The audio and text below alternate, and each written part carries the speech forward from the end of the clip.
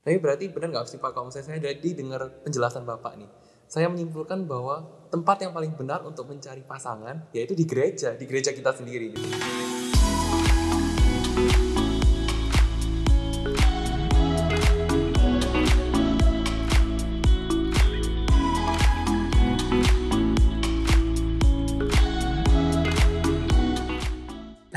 Ya, itu adalah sesuatu by default saya katakan lebih baik seperti itu. Ya, secara hal yang utama itu adalah Tuhan itu memberikan gereja satu komunitas itu. Bukan harus gereja itu saja, tetapi mungkin adalah kalau hamba Tuhan atau teman-teman seiman tahu orang yang ada di gereja yang sama, lalu kemudian kita beritahu atau di cabang yang lain, ini baik loh orangnya dan apa, dan kemudian saudara mulai mengenal, itu adalah sesuatu yang baik. Masa cari teman hidup di tempatnya station bus ya, yang itu lebih susah dong. Ya. Jadi mengenal dia, mengenal bagaimana dia itu bertumbuh di dalam iman, mengenal bagaimana karakter yang sesungguhnya, mengenal bagaimana dia berespon terhadap keadaan ini dan keadaan itu sangat baik untuk kita itu pendahuluan sebelum kita memasuki pacaran dan pernikahan. Nah Pak, kan kita dari tadi udah membahas tentang pacaran. Nah sekarang coba kita kembali ke prinsip Alkitab nih. Reform banget ya. Apa sih yang Alkitab itu katakan tentang pacaran? Dan selama pacaran, hal-hal apa saja yang sebaiknya kita lakukan dan hal-hal apa saja yang sebaiknya kita tidak lakukan? Pacaran, hal-hal apa saja yang kita lakukan dan apa yang tidak. Hal yang pertama adalah belajar mengenal. Makin mengenal. Ya, mengenal siapa orang di depan saya. Jadi ada satu wejangan, satu nasihat pacaran yang baik adalah sebelum menikah buka mata lebar-lebar. Setelah menikah tutup mata rapat-rapat. Ya, banyak orang kebalik dalam hal ini. Sebelum nikah, waktu pacaran tutup mata rapat-rapat begitu ya. Pokoknya aku cinta. Begitu sudah menikah, loh kok kayak gini. Buka mata, loh kok kayak gini. Nah, jadi adalah hal yang pertama adalah buka mata lebar-lebar. Lihat dia ini siapa. Sesungguhnya siapa. Nah, dan kemudian engkau berbicara untuk hal-hal yang lebih serius dalam kehidupan. Ya, kamu cita-citanya apa, panggilannya apa, ya. Tetapi saya lebih menyarankan adalah jangan Bible study sama-sama. Kenapa Pak? Bukannya itu hal yang baik gitu? Itu bahaya. Karena ketika engkau Bible study sama-sama, engkau akan merasakan ikatan yang sifatnya rohani. Nah, engkau akan merasakan, wah, firman itu indah ketika engkau membahasnya bersama dengan pacarmu. Tetapi ternyata suatu hari engkau menyadari ini tidak cocok sama kamu. Ini bukan orang yang engkau cari. Maka engkau takut untuk memutuskannya karena engkau pernah merasakan the presence of God. Kehadiran Allah di tengah-tengah Bible study-mu berdua. Nah, itu simbol-simbol rohani. Jadi saya tidak menyarankan untuk engkau Bible study berdua, engkau saat teduh berdua. Lebih baik adalah plain sungguh-sungguh, ya, berbicara berkenaan dengan siapa orang ini sesungguhnya.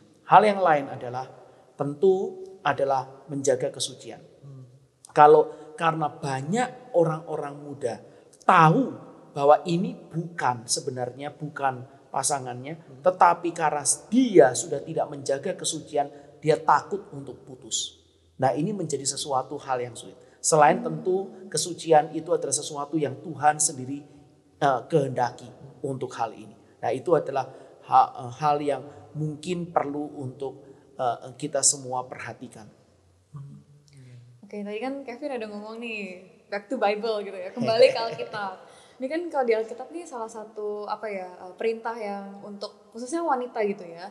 Kita itu harus submit atau taat kepada suami kita. Apakah kita harus demikian kalau konteksnya masih pacaran nih Pak? Kan kadang gimana kalau misalnya kayak kita dapet pacar yang misalnya posesif gitu ya. Terus dia kayak ngelarang kita pergi atau bergaul, khususnya ini biasanya paling sering terjadi, larangin kita untuk bergaul dengan, ya kalau aku berarti larang aku buat teman sama cowok lain gitu loh. Nah ini kayak ini kayak kita tuh harus taat atau enggak nih, kayak gimana nih? Oke. Nah, saya jawab dulu sebelumnya. tadi ingat ya, saya kan bilangkan kita pada waktu pacaran itu saling mengenal. Ya, tahu, kenal gitu ya. Dan kenal itu adalah kenal karakternya. Begitu. Jadi ini siapa sesungguhnya? Kamu siapa? Nah, perhatikan ya, penting sekali di sini. Terutama perempuan. Engkau kenal cowokmu itu, coba pikirkan, apakah ada karakter di dalam cowokmu itu engkau bisa hormat di dalamnya. Itu penting. Ya, apakah ada elemen di dalam cowokmu ini engkau bisa hormat? Karena di dalam Alkitab kunci daripada pernikahan itu berkelanjutan adalah, hai suami, hendaklah engkau mengasihi istrimu, dan hai istri, hendaklah engkau menghormati suamimu. Kenapa ada banyak sekali daripada orang-orang itu cerai? Adalah karena lakinya sudah tidak bisa mengasihi istrinya dan istrinya sudah tidak bisa menghormati suaminya. Jadi misalnya saja Selin ketika melihat cowok yang nanti menjadi pacarmu, engkau harus lihat ini hal apa yang bisa aku itu hormati. Engkau merasa, oh ini orang yang tekun, ini orang yang kerja keras. Nah itu karakter itu akan seumur hidup, Selin. Tapi kalau kamu bilang apa yang bisa aku hormati daripada cowok, banyak duitnya, itu nanti 3 bulan lagi kalau dia miskin kamu hilang hormatnya. Atau enggak ganteng ya kayak opa-opa Korea. Tapi nanti kalau udah jadi opa-opa beneran, udah nggak cinta deh. Gak jadi cinta. Oke.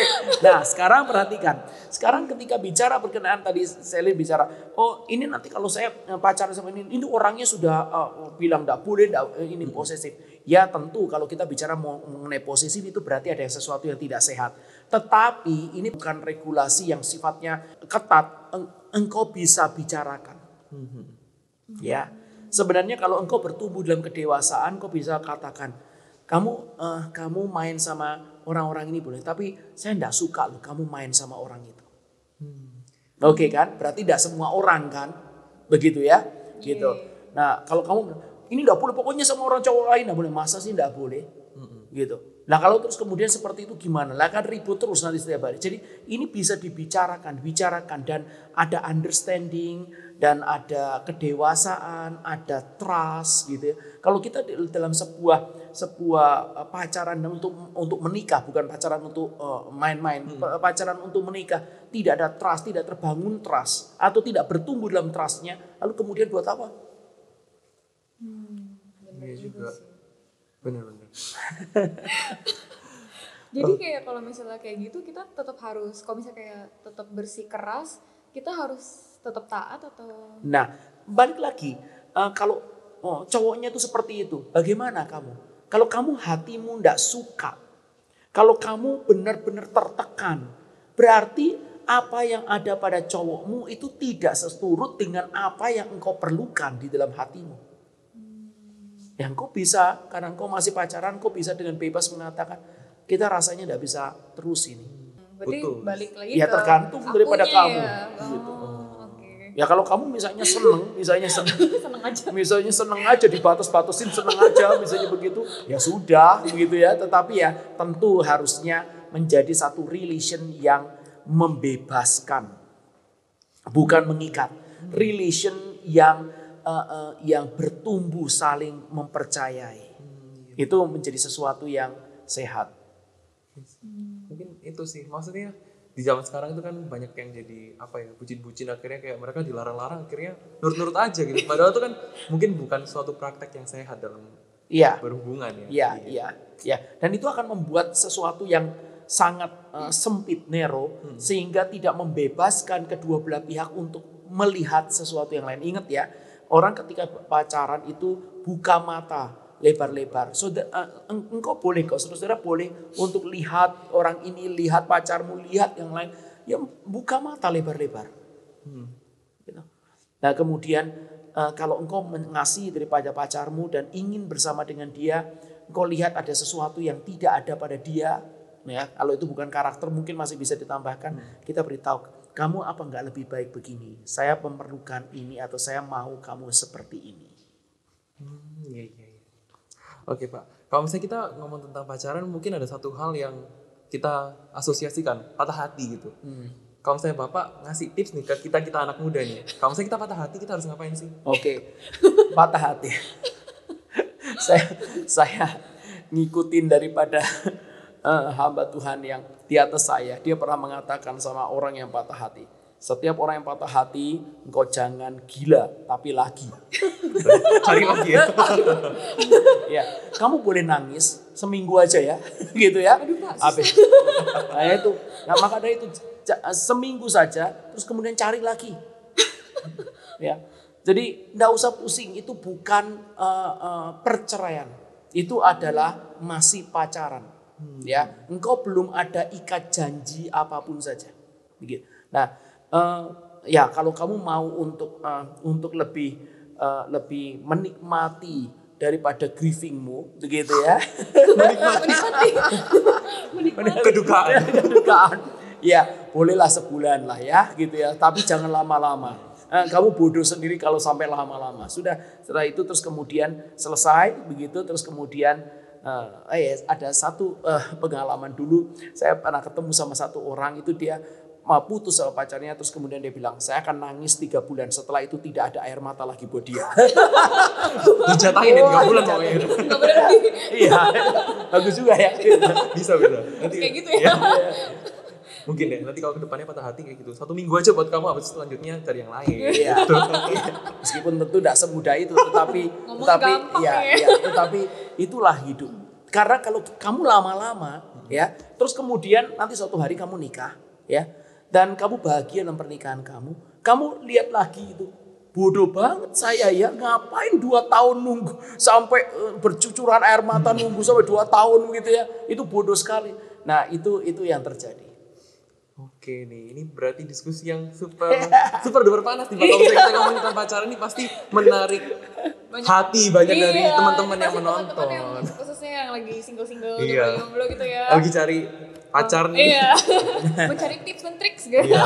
Tapi pokoknya ingat ya, pada saat kita mencari pacar yang penting adalah 3 hal. Yang pertama adalah lawan jenis. Yang kedua, sama-sama bertumbuh di dalam Kristus. Dan yang ketiga, karakternya itu harus melengkapi satu sama yang lainnya. Ini konten kita sampai hari ini untuk video kali ini. Dan kalau misalnya teman-teman nih suka nih sama video kita kali ini, jangan lupa untuk share, Like, dan subscribe khususnya, dan juga cek untuk video-video kita lainnya.